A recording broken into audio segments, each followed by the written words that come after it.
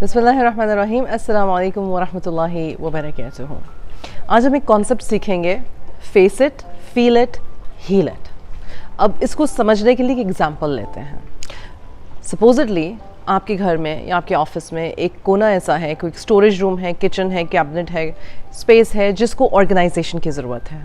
आप रोज़ सोचते हो कि मैं इसको ऑर्गेनाइज़ करूँगा या करूँगी, लेकिन आपको टाइम नहीं मिल रहा, और जब भी आप उसके बारे में सोचते हो आपको एक अजीब सी अनईजी सी फीलिंग आती है। फिर एक दिन आपको मौका मिलता है, आपको टाइम मिलता है, आप टाइम निकालते हैं और आप वहाँ की सफाई सुथराई शुरू करते हैं। आप एक बॉक्स बनाते हैं उन चीज़ों का जो आपने किसी को डोनेट करनी है, एक बॉक्स उन चीज़ों का जो फालतू है, जिनको फेंकना मुनासिब है, रिसाइकल करना मुनासिब है, और एक वो जो वापस उस जगह में रिप्लेस होंगी या उस जगह में रीअरेंज होंगी। ठीक, अब ये सारा आपने काम किया, थक गए, आपने थोड़ी सी ब्रेक ली, उसके बाद आपने क्या किया? उसके बाद आपने रीअरेंजिंग की, वो चीज़ें, वो बैग्स जो आपने घर से बाहर किसी को देने थे या ऑफिस से बाहर किसी को देने थे, वो आपने दे दिए।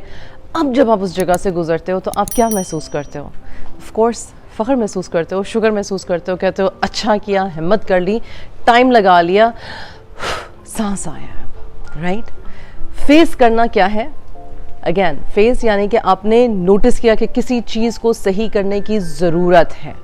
फील क्या किया कि वो जो सारी अनकंफर्टेबल फीलिंग थी कि उफ टाइम लगाना पड़ेगा, मेहनत करनी पड़ेगी, फिर मेहनत भी की, फिर थकावट भी हुई, वो आपने सब कुछ फील किया। और हील क्या है कि जब सब कुछ सेट हो गया तो आपको अच्छा महसूस हुआ।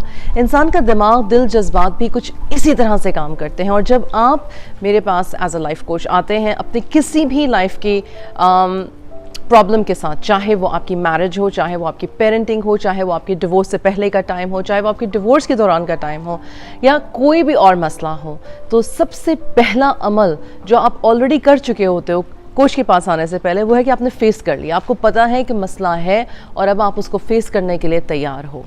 फील किया कि मुझे वो कौन से काम करने की ज़रूरत है। आपने किसी कोच या थेरेपिस्ट के थ्रू अंदाज़ा लगाया कि वो कौन से काम है जो मुझे करने की ज़रूरत है, अपनी सेल्फ हीलिंग के लिए, अपनी सेल्फ अवेयरनेस के लिए, अपनी self personal grooming, personal development के लिए, अपनी ग्रोथ माइंडसेट के लिए।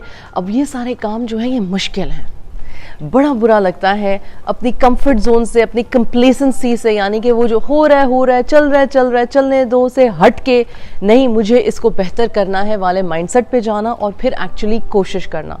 और वो सब आप आते हैं फील इट में। और हील इट क्या है?